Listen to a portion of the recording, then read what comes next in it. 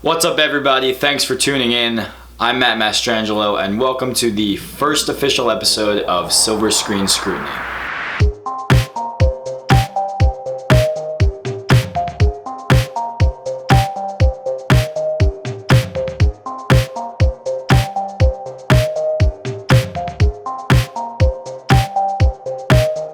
So throughout my videos, you will constantly hear me refer to an app called Letterboxd. Letterboxd is a New Zealand-based social media app that allows users to create a profile and then use the app to document the movies you have seen or want to see. You can keep track of all the movies you have ever seen if you've logged them in the app. You can specify the day you watched a specific movie in the diary. You can review movies. You can make a watch list of films you want to see. You can make lists of movies. You can follow your friends on the app to see what they're watching. And if you're a pro member, you can view your film watching statistics, which is my personal favorite feature. My film statistics are pretty insane, so I'm going to do a video where I go through my stats in a few weeks. I'll put a link to my profile as well as a link to download the app in the description below so you guys can check that out. I started adding movies to my Letterboxd diary specifically for movies I watched in the year 2020. So if you scroll through my Letterboxd diary, it's only movies that I've watched this year, meaning the majority of the movies I've seen in my life are not actually in my diary. The first movie in my diary is 2016's Central Intelligence, which will be the movie that I review today for my first review. I honestly don't know why that was the first movie I watched of 2020, but it was. It was just on the home page of the program I use to stream movies, so I just watched it, and yeah, that's gonna be what's on the agenda for today.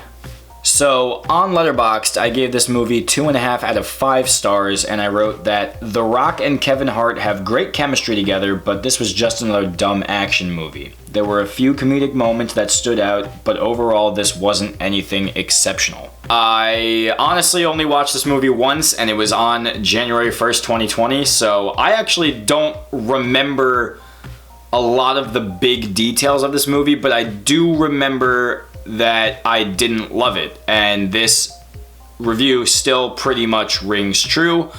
I'm going to start getting into it. I'm going to talk about what I didn't like, what I liked, go through some clips, and that's what we're going to do. Alright, so you guys saw the poster was black and yellow. I like the black and yellow color scheme in the school. I like the consistency of that. That's cool.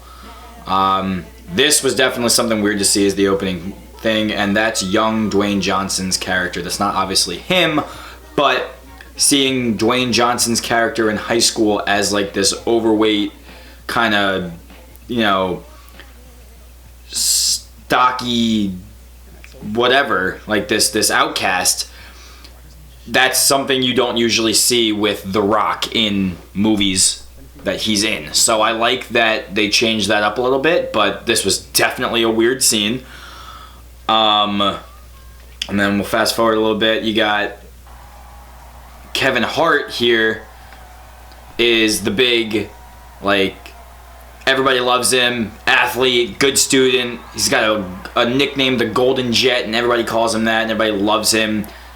Not something you usually see. Usually Kevin Hart is the goofy, comedian type, and The Rock is the serious, jacked, kind of guy. So this was a really interesting way to open the movie. I like because obviously this is not this is a flashback, so I like that it starts this way. It's kind of interesting to see where the characters came from. So then later on it flashes forward and Kevin Hart works at a desk job and he gets a Facebook invitation from a guy from high school that he wants to meet at a bar, and he goes and it's The Rock, but obviously we can see The Rock has lost all his weight and he's ripped and he's normal Dwayne Johnson here.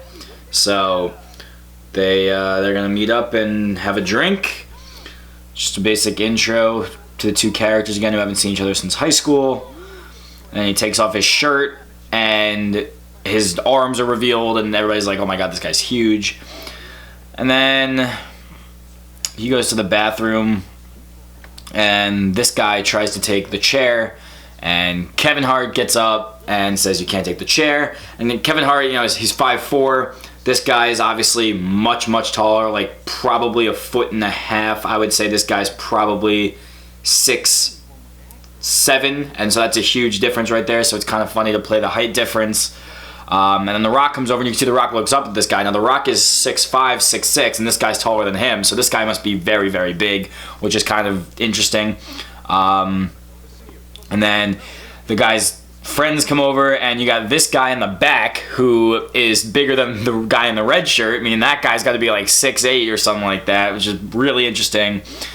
And then, of course, we see The Rock as like an intro to who his character is now. Just absolutely beat the crap out of these guys. Makes for some good action, some quick cuts, which I like. Makes it seem like the action is really flowing.